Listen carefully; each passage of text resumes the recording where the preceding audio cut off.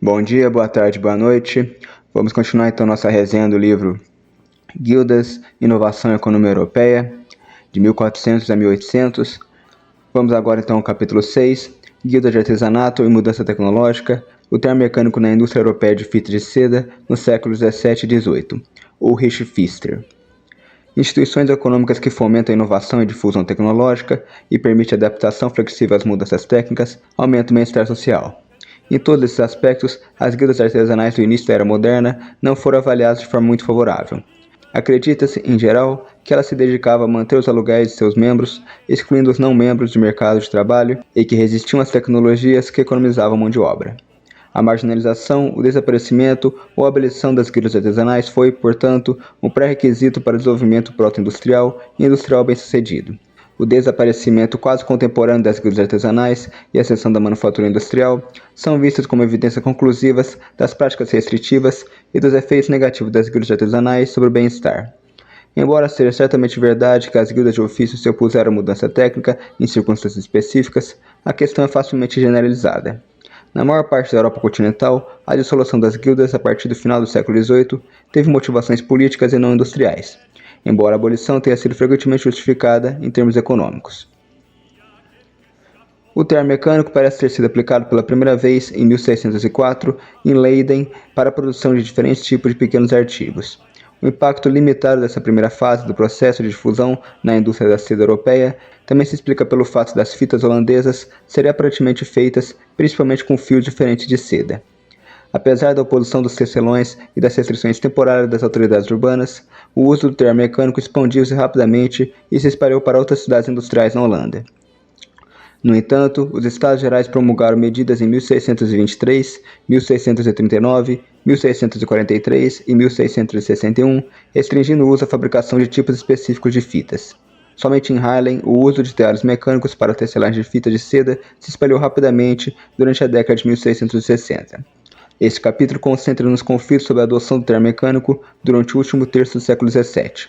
É difícil explicar a concentração de conflitos durante essas poucas décadas. A explicação mais plausível parece residir na mudança dos padrões de demanda. O apogeu da cultura barroca da corte nesse período parece ter causado um aumento no consumo de tecidos de luxo nos círculos da elite, enquanto o aumento geral dos salários reais durante a segunda metade do século XVII pode ter tido efeitos colaterais. Semelhantemente às fitas estampadas, o mercado de fita de seda, particularmente as mais baratas, parece ter sido desenvolvido em um mercado quase de massa. Como consequência, mercados locais que antes podiam ser atendidos por pequenos grupos de artesãos urbanos podem ter se integrado gradualmente a mercados regionais ou interregionais. Mudanças na oferta devido à mudança tecnológica, juntamente com o deslocamento parcial da produção de cidades com altos níveis salariais para locais rurais ou semi-rurais, podem, portanto, ter sido conectados ao surgimento de uma sociedade de consumo inicial. Nota 7. Neste ponto, o presente estudo se concentra na discussão da crise da economia urbana durante o século XVII. Especificamente para o papel das mudanças no mercado de insumos, mão de obra e produtos no declínio da tecelagem de fita de seda em Haarlem a partir da década de 1670, ver Vogel, Ziedelindustrie, página 90 e 91. Outros centros urbanos com atividades importantes na tecelagem de fita de seda durante o final do século XVI e início do XVII, e para os quais existem poucas evidências desse comércio em períodos posteriores, incluem Verona e Genebra. Inovação e suas alternativas. Neste capítulo, prossigo com duas linhas principais de argumentação. Primeiro, sugiro que as guildas de ofícios tinham diversas alternativas à simples adoção e rejeição de uma inovação tecnológica que, juntas, constituem um vetor de diversas opções diferentes. Segundo, discuto uma série de variáveis que determinam a escolha entre essas opções. Além da adoção direta, as guildas de ofícios poderiam responder à inovação técnica de pelo menos três maneiras complementares. Primeira, modernização industrial de produtos. Uma inovação que economiza a mão de obra transfere proporções de fatores e rendas do trabalho para o capital. Para uma instituição como a Guilda de Artesãos, que regulava a produção e a transferência de habilidades, uma alternativa racional à adoção de uma inovação que economizasse mão de obra consistia em mudar a composição de produtos. Os membros da guilda poderiam responder à ameaça especializando-se em produtos de alta qualidade, intensíveis em mão de obra e habilidades, que não poderiam ser produzidos com inovação técnica. Em outras palavras, a disseminação de técnicas que economizassem mão de obra poderia estimular os ofícios intensivos em mão de obra e seus distritos industriais vizinhos a buscar inovação de produtos que mantivessem ou aumentassem sua vantagem comparativa em habilidades. Um exemplo desse processo em ação fora da manufatura de fita de seda diz respeito à manufatura têxtil em Nimes e no interior do Baixo Languedoc durante a segunda metade do século XVII. À medida que a produção de tecido de lã, que exigia grandes recursos humanos e de água, se deslocava de Nimes para cidades menores no interior montanhoso, a própria Nimes testemunhou o rápido desenvolvimento da tecelagem de fita de seda e da fabricação de meias com base na estrutura para meias, especializando em setores que exigiam tanto qualificação quanto capital. Uma estrutura para meias consistia em mais de 3.000 peças e um serralheiro levava cerca de 4 meses para fabricá-la. Enquanto a fabricação de meias se desenvolveu como um comércio não regulamentado, a tecelagem de tecido de seda era organizada no âmbito de uma guilda. Genebra, que experimentou uma perda comparável de vantagem comparativa na fabricação de lã na mesma época, respondeu com um processo semelhante de modernização industrial das atividades exercidas por sua força de trabalho qualificada e guilda. 2. Aumento dos custos de distância e segmentação de mercado. Antes da introdução da ferrovia no século XIX, os custos de transporte terrestre na Europa continental eram frequentemente proibitivos. Como as fitas eram leves e pequenas em proporção ao seu valor, podiam ser facilmente transportadas por vendedores ambulantes, sugerindo que o mercado de fitas do final do século XVII e XVIII poderia muito bem ser um dos mercados industriais mais integrados da Europa Ocidental. No entanto, vale a pena ter em mente que a pressão competitiva para adotar uma inovação externa ocorre apenas se a redução dos custos de produção pelo inovador exceder os custos de negociação com o retardatário. Em outras palavras, altos custos de distância poderiam atuar como uma barreira de segurança para muitos fabricantes não inovadores e contribuir para a segmentação do mercado ao longo de linhas geográficas. 3. Mudança na estrutura de emprego. Havia maneiras de reduzir os custos de mão de obra, além da adoção de tecnologias que economizassem mão de obra. O perfil de emprego da força de trabalho e da guilda, e portanto seu padrão de remuneração, não era de forma alguma homogêneo. Além dos mestres, as oficinas incluíam jornaleiros, aprendizes e membros da família, esposas, filhas e filhos, que recebiam salários substancialmente diferentes. Em suma, as guildas de ofícios e os distritos industriais, nos quais estavam inseridas, poderiam responder às pressões competitivas decorrentes da inovação tecnológica de uma ou mais das 4 maneiras seguintes: adoção direta, modernização de produtos na indústria, aumento de barreiras comerciais e redução dos custos de produção alternativa, principalmente mão de obra. Cada uma dessas estratégias ou combinações estratégicas definiu um conjunto de escolhas e uma trajetória industrial e técnica de médio e longo prazo. A segunda etapa do argumento consiste em explorar o que determinou a escolha em casos específicos. 3 variáveis parecem ser de particular importância. Primeiro, tipo de inovação tecnológica. Suponhamos, por ora, que pequenos produtores independentes, cuja habilidade consistia em seu principal ativo e para os quais o capital era escasso, dominasse a maioria das guildas de ofícios. Se também assumirmos que as escolhas econômicas dos agentes serão influenciadas por suas dotações de fatores, pode-se razoavelmente esperar que tais guildas de ofícios favorecessem inovações de processo que economizassem capital e inovação de produto intensivas em mão de obra e habilidades. Em contrapartida, elas se oporiam a inovações de processo que economizassem mão de obra e que consumisse capital intensivamente, que reduzisse o prêmio por habilidade e aumentasse a carga sobre os escassos recursos de capital. Esse argumento, sem dúvida, contribui em grande parte para explicar por que muitas guildas de ofícios se opuseram à introdução do termo mecânico na fabricação de fitas e optaram por estratégias alternativas, como a mudança para a mão de obra mais barata descrita anteriormente. Outro exemplo é constituído pela oposição de guildas em várias cidades italianas, notadamente Milão e Pádua, à introdução do tricô de estrutura, em substituição ao tricô manual, durante o final do século XVII. Em Milão, a oposição fez referência explícita ao desemprego que a inovação causaria à mão de obra não qualificada e à escassez de mão de obra qualificada necessária para operar a estrutura. Ao mesmo tempo, o argumento direciona a atenção para casos em que as guildas de fato apoiaram a difusão de inovações.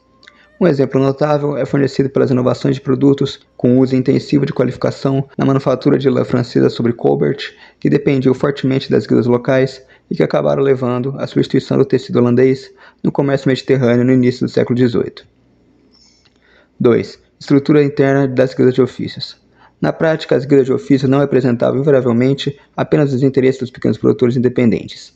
Embora isso seja geralmente verdade para o Sacro Império Romano Germânico e para regiões com grande número de imigrantes alemães, bem como para muitas cidades menores em outros lugares, as guildas de ofícios nos grandes centros manufatureiros da Europa Ocidental e Meridional eram frequentemente estruturadas de forma diferente.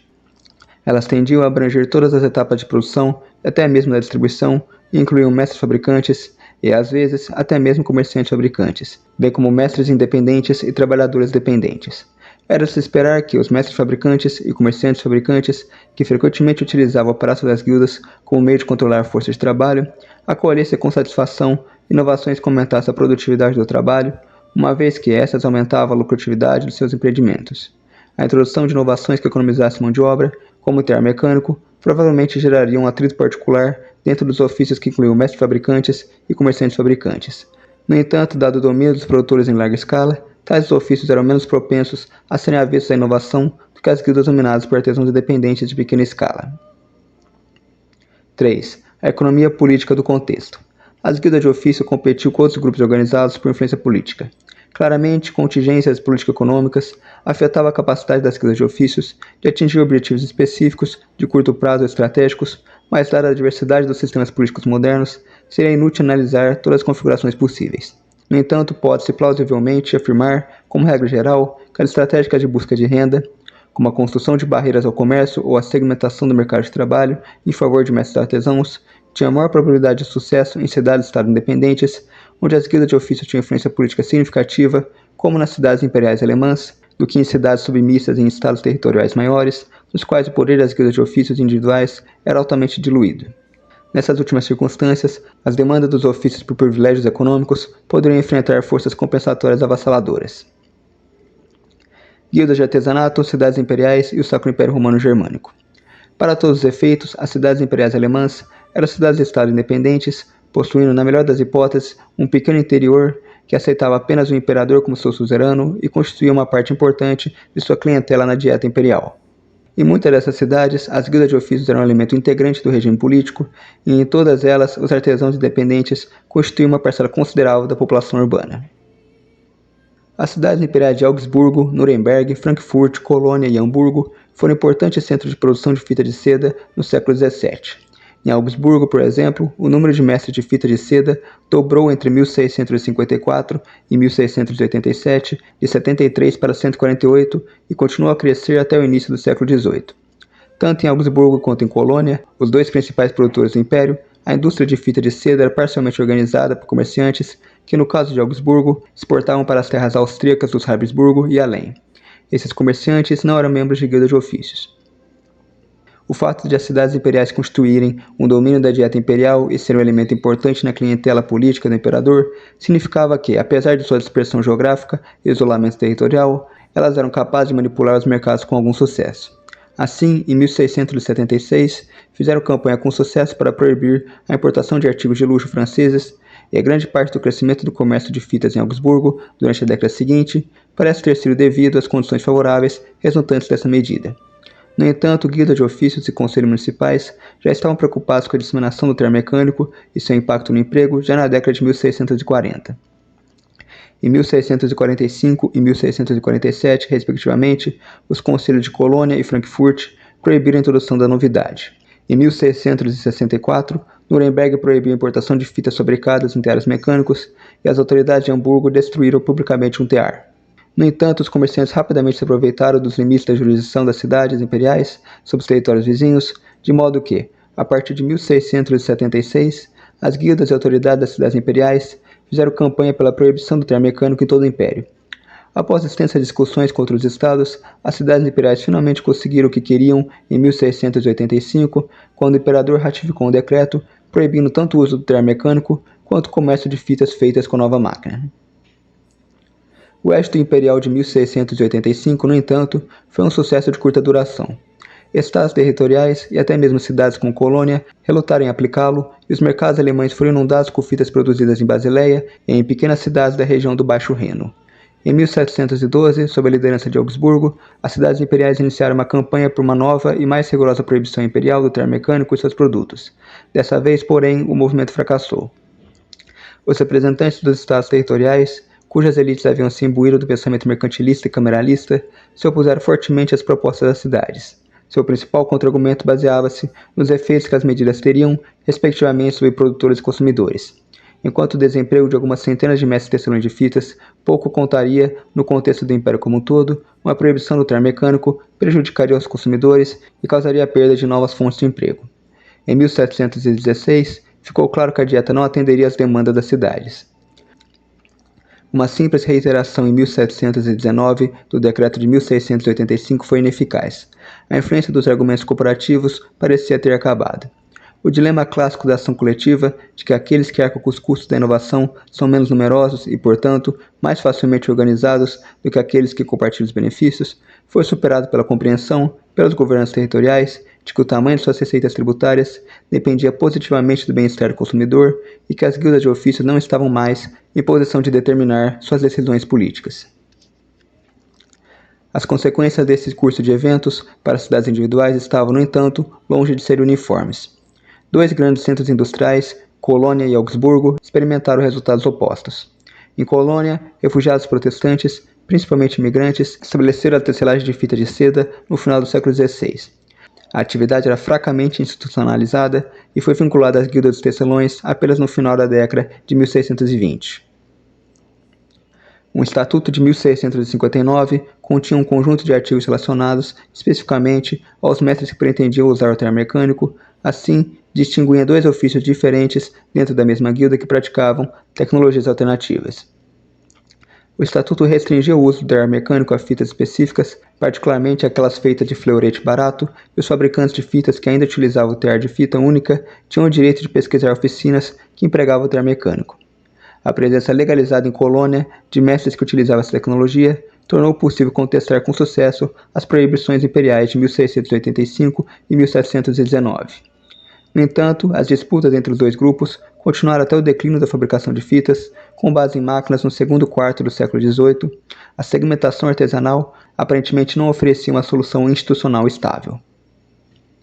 A imigração, em 1714, forçada pela agitação das guildas contra os não-católicos, de importantes comerciantes fabricantes protestantes que utilizavam o terno mecânico, desferiu um golpe fatal contra o uso da nova tecnologia em Colônia e levou à dispersão do uso do terno mecânico entre pequenas cidades da Baixa Renânia.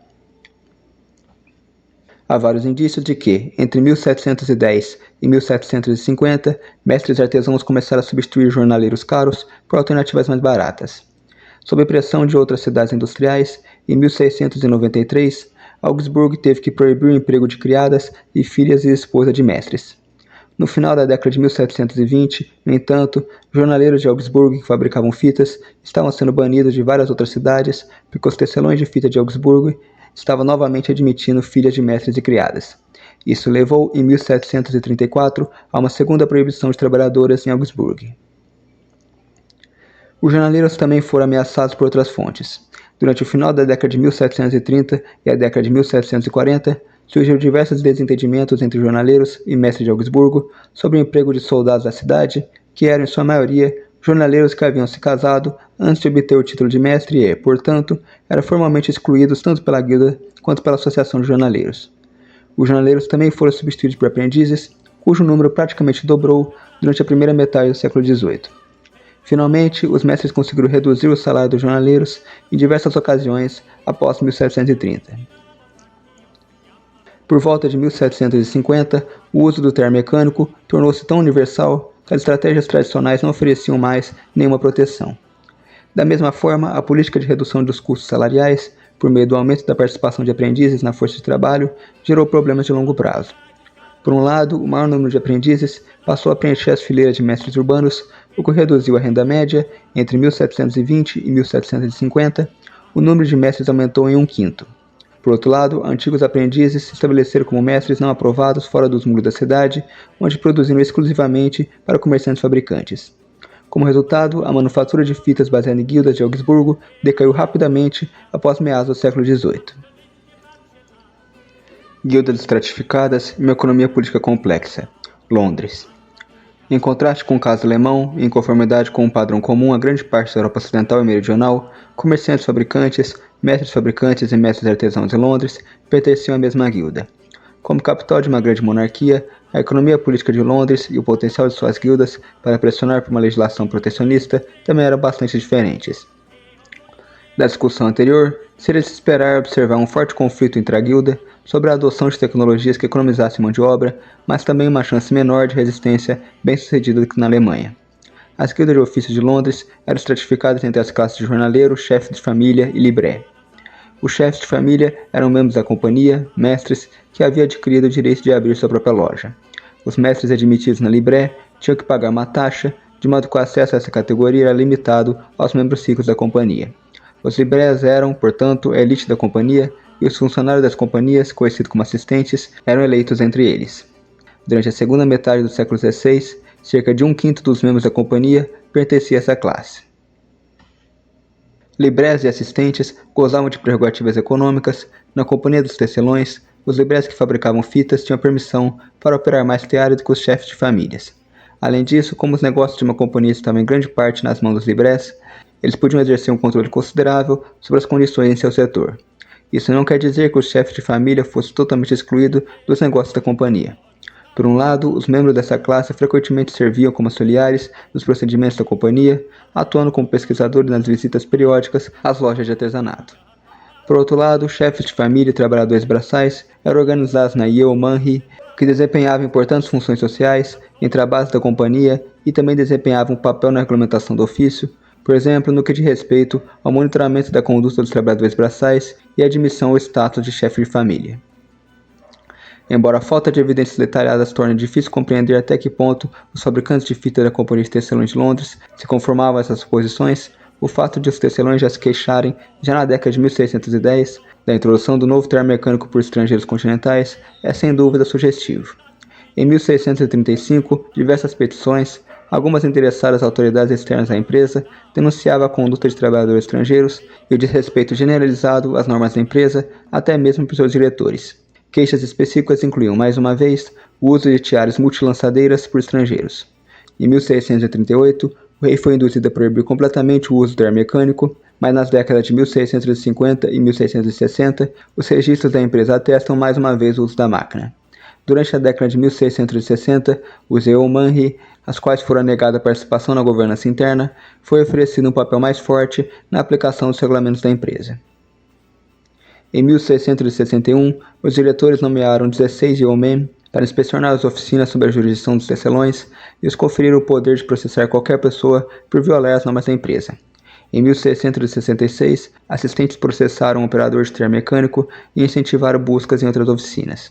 Essas escaramuças chegaram no auge em 1670, quando os assistentes da empresa apresentaram ao parlamento uma queixa dos alabardeiros contra os grandes males decorrentes do uso dos teares mecânicos. O projeto de lei foi arquivado no ano seguinte, após o lobby bem-sucedido dos mestres fabricantes que utilizavam os teares mecânicos, e a nova tecnologia deixou de ser proibida.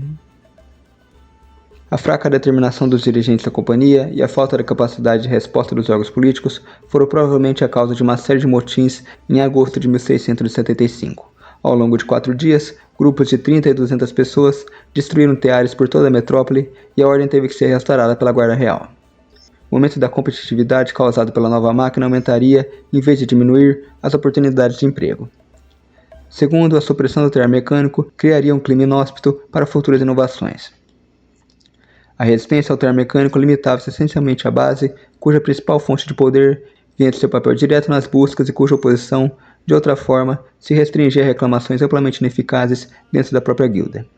A produção mecanizada, principalmente de fita de algodão, lã penteada e linho, expandiu-se a partir do final do século XVII em Manchester e outras partes de Lancashire, onde, em meados do século XVIII, tornou-se uma indústria importante. Coventry ganhou destaque como um centro de tecelagem de fita de seda no final do século XVIII.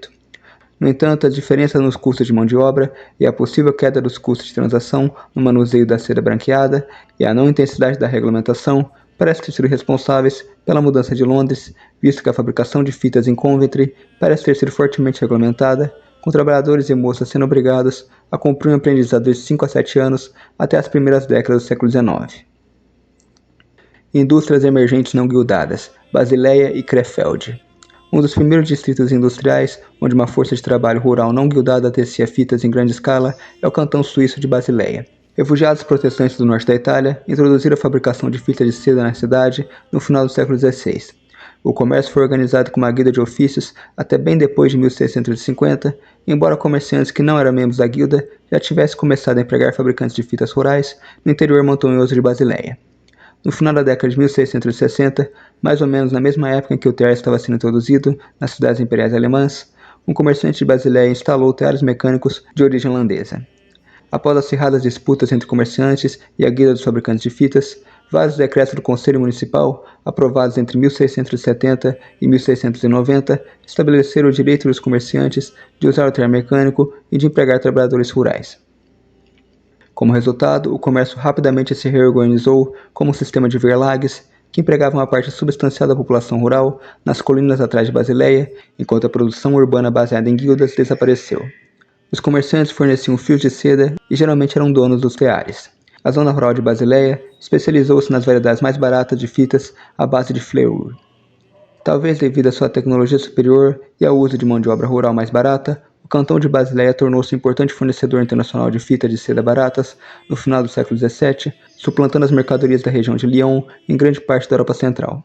O surgimento do segundo grande local de fabricação, que utilizou o tear mecânico fora da estrutura de uma guilda, esteve relacionado às perturbações da indústria da seda de Colônia, causadas pela perseguição católica a artesãos e comerciantes protestantes. A indústria se mudou inicialmente para o leste, inicialmente para as mediações de Colônia, notadamente para as pequenas cidades de Mulheim e Deutz, na década de 1710, e algumas décadas depois, para as colinas do Baixo Sauerland, notadamente para Wuppertal, Chelm e Iserlohn. Mulheim, em particular, lucrou com os atritos da indústria de fita de Colônia, dando abrigo aos comerciantes fabricantes e mestres protestantes que utilizavam o tear mecânico e que trouxeram consigo parte de sua força de trabalho.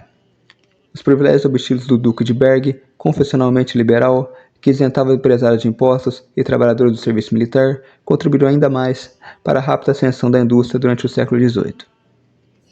Novos locais de produção também surgiram no Baixo Reno, sendo Krefeld o mais importante. Essa pequena cidade foi, a partir de 1702, um enclave prussiano no território do arcebispo de Colônia e, como tal, exerceu forte atração sobre os refugiados protestantes e menonitas expulsos de territórios católicos vizinhos durante o século XVII. Krefeld também estava situada na margem do distrito de fabricação de linho, na margem esquerda do Baixo Reno, um comércio no qual os mestres menonitas desempenhavam um papel importante, possivelmente graças às suas ligações com as fábricas de branqueamento da cidade holandesa de Haarlem. Devido à persistente perseguição dessa minoria no território de Colônia, Krefeld, que havia sido destruída pela guerra no início da década de 1580, gradualmente se desenvolveu um importante centro de manufatura de linho no século XVII, na ausência de um ambiente formal de guilda. O surgimento da fabricação de fitas ocorreu muito mais tarde, após a imigração, em 1656, de um refugiado menonita chamado Adolf von der Leyen, que, juntamente com seus filhos, comercializava seda e fitas de seda. Eles parecem ter continuado suas atividades comerciais, fortemente concentradas em Colônia, ao longo da segunda metade do século XVII. O caso de Krefeld é particularmente interessante em sentido comparativo, pois é o único exemplo de uma grande indústria continental que adotou o tear mecânico na ausência de uma tradição de guilda pré-existente na tecelagem de fitas. Os comerciantes assumiram as funções de coordenação e empreendedorismo desempenhadas pelas guildas em outros lugares, avaliavam a qualidade do produto, alocavam oficiais aos mestres e julgavam quem poderia ascender ao posto de mestre. Tais funções não parecem ter se estendido ao treinamento, embora informações sobre esse ponto datem principalmente do início do século XIX. A maioria dos jovens tecelões era treinada em sua família de origem, onde trabalhavam primeiro como bobinadores e, a partir dos 12 anos, aproximadamente como tecelões. No entanto, também existiam aprendizes externos, com contratos de aprendizagem aparentemente celebrados verbalmente entre pais e mestres artesãos. Da perspectiva do mestre, os aprendizes substituíam as crianças trabalhadoras e forneciam uma fonte suplementar de renda, já que os mestres ficavam com uma parte substancial dos salários pagos pelos comerciantes e pelo trabalho dos aprendizes. Antes da introdução de um tribunal industrial em 1834, a caça ilegal parece ter constituído um problema considerável. Um adotante tardio bem-sucedido, os Lyonnais. O principal produtor de fita de seda durante o século XVII ainda não foi mencionado. De fato, a região de Lyon continuou a ocupar o primeiro lugar na fabricação de seda europeia até o século XIX. No início desse período, a fabricação de fitas era proeminente em outros centros da indústria da seda francesa, como Tours, Paris, Nimes, Montpellier e Rouen. A partir do final do século XVII, porém, Saint-Étienne e Saint-Chamond, duas pequenas cidades de Lyonnais, situadas a 40 a 50 km da cidade maior, ascenderam uma posição dominante na indústria francesa. Nota 32. Sobre Tours, veja as evidências despertas em Abade, L. Boussebouf, Em Nimes, a tecelagem de fitas constituía a parte mais importante do setor de seda durante o século XVII, mas parece ter desaparecido em grande parte com o surgimento da tecelagem de tecido de seda e da malharia em trama por volta da virada do século XVIII. Durante o final do século XVI e início do século XVII, a tecelagem de fita era regulamentada por um único conjunto de estatutos de guilda que se aplicava a toda Lyonnais e Beaujolais, embora os mestres em Lyon, Saint-Chamond e Saint-Étienne dominassem o ofício. Posteriormente, os desenvolvimentos industriais nessas áreas divergiram. A expansão contínua de Saint-Étienne, em particular, foi explicada pelo declínio dos regulamentos das guildas após 1700 ou mesmo antes, que acompanhou o surgimento de mestres que tinham fitas tecidas por outros. Mestres faisant fabriquer, ou seja, mestres atuando como produtores. A nova tecnologia parece ter sido introduzida em Marsella por um trabalhador migrante de Basileia que recebeu o privilégio de usá-la em 1736. Privilégios semelhantes foram concedidos a outras cidades francesas em 1739 e 1741, mas Saint-Étienne, sem guildas, parece tê-la adotado apenas em 1750 ou depois. Em 1769, o tear mecânico foi oficialmente promovido pelo governo central, que subsidiou seu uso. Em 1789, no entanto, apenas 10% de todos os teares de fitas operados na região de Saint-Fanois era do tipo mecânico e a nova tecnologia tornou-se dominante apenas no início do século XIX. Nota 35. Um tear mecânico para a fabricação de fita de seda foi introduzido em Paris em 1668 e 1670, mas ainda não está claro o quão difundida foi essa inovação. Nota 36. Um enigma não resolvido é apresentado pela designação do tear mecânico introduzido em Saint-Étienne como tear de Zurique. De fato, Zurique nunca foi um importante local de produção de fitas e a introdução do tear mecânico foi proibida por iniciativa da guilda em questão em 1690. Ao mesmo tempo, Gras, no trecho citado, apenas menciona Basileia como fonte da nova tecnologia. Em primeiro lugar, pode-se argumentar que os produtores franceses conseguiram se esconder atrás de altas tarifas. Dado o tamanho de sua população, a França do final do século XVII e XVIII constituiu o maior mercado único de manufaturas na Europa. Após as reformas tarifárias da década de 1660 e posteriores, o mercado interno estava razoavelmente integrado, embora fortemente protegido contra a concorrência externa. Em segundo lugar, a diferenciação do produto era importante, tanto como estratégia defensiva, quanto como razão objetiva para rejeitar uma inovação específica. Já observamos que o tear mecânico era inicialmente adequado principalmente para a produção de fitas mais baratas, feitas de fio fiados a partir de resíduos de seda, fleurette. A região de Lyon, no entanto, especializou-se na produção de fita de alta qualidade, feita de fio fresado, e parte delas consistia em produtos confeccionados que não podiam ser produzidos no tear mecânico.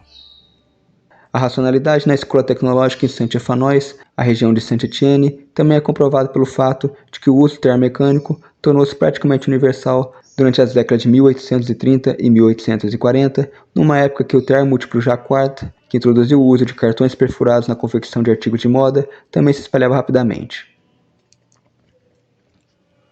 Conclusão. Grande parte da literatura existente considera as guildas de ofício na Europa Ocidental, do final da Idade Média e início da Era Moderna, como instituições essencialmente rentistas com efeitos negativos sobre o bem-estar social. Em parte, essa crença se baseia na suposição de que as guildas de ofício tendiam a se opor à mudança tecnológica. Embora seja inegável que as guildas pudessem expressar interesses particularistas, este capítulo persegue dois objetivos potencialmente revisionistas. Por um lado, demonstra que as guildas de ofícios podiam responder de diversas maneiras à inovação tecnológica, por outro, propõe explicar por quê.